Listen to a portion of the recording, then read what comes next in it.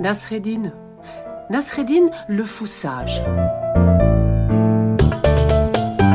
Ce jour-là, Nasreddin était en train de labourer son champ quand son outil a heurté quelque chose de dur, enterré. Il a creusé. Il a découvert une jarre remplie de pièces d'or. Un trésor. Nasreddin a regardé autour de lui, il n'y avait personne. Il a pris la jarre, il l'a cachée dans un buisson. Puis il a patiemment attendu que le soir arrive et il est rentré chez lui, tout discrètement, sans se faire remarquer. Quand il est arrivé chez lui, il a immédiatement été cacher la jarre dans un petit coin secret dans la maison. Mais le soir, n'y tenant plus, il a raconté cette histoire de jarre à sa femme. Mais tout de suite, il lui a dit « Tu ne dois rien dire à personne si on veut garder ce trésor. C'est un secret, tu dois garder le secret. » Sa petite femme, elle a juré de tenir le secret.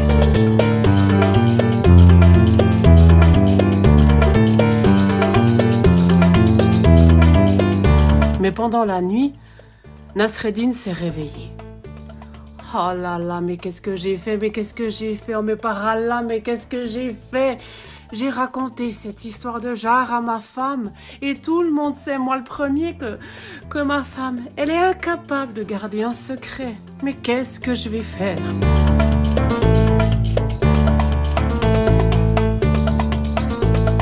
Nasreddin a réfléchi. Il est sorti de son lit, il est allé à la cuisine et là il a pris des seaux. Il les a remplis de couscous. Puis il est sorti avec ses seaux, il a installé une échelle sur la façade de la maison et il est monté sur le toit.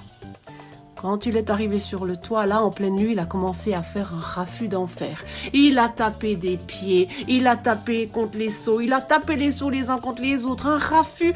Puis il a déversé tout le couscous sur le toit, partout, de tous les côtés. Et le couscous est tombé dans le jardin, sur les plates-bandes.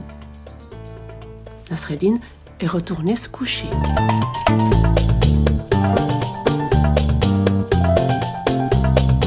Au petit matin, quand le couple s'est réveillé, Nasreddin a dit à sa femme, « Bah dis donc, il y a eu un sacré orage cette nuit, t'as entendu ?»« Oh oui, j'ai entendu, mais je me suis pas levée, mais j'aurais dû parce que j'ai complètement oublié que j'avais ma lessive qui était pendue dehors. » La femme de Nasreddin, elle est sortie dans le jardin. Et là, Nasreddin l'a entendu hurler. « Nasreddin, viens voir !» Nasreddin est sorti. « Regarde, mais cette nuit, mais il a plus de couscous !» Nasreddin a levé les yeux et les bras au ciel. « Ah !» Rien n'est impossible pour Allah. Et les jours ont passé.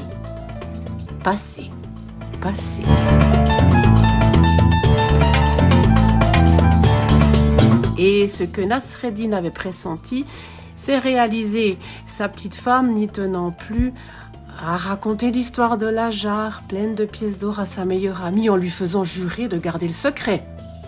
La meilleure amie, n'y tenant plus, a raconté le secret à sa meilleure amie, à une autre meilleure amie, en lui faisant jurer de garder le secret. Et cette nouvelle amie a raconté à une autre nouvelle amie, meilleure amie, en lui faisant jurer de garder le secret. Elle a raconté à une autre meilleure amie, en lui faisant jurer de garder le secret. Et le bruit a circulé. Et il a fini par arriver au palais, aux oreilles du calife. Qu'on convoque Nasreddin immédiatement. Nasreddin s'est donc présenté devant le calife. « Nasreddin, mon ami, il paraît que tu as trouvé une jarre remplie de pièces d'or dans ton champ.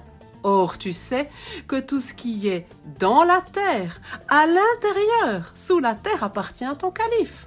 Donc tu es prié de me ramener cette jarre immédiatement. » « Oh, Majesté, mon Altesse, prunelle de mes yeux, mais je n'ai jamais trouvé de jarre dans mon champ. Ce sont des histoires, pas de trésors. Non.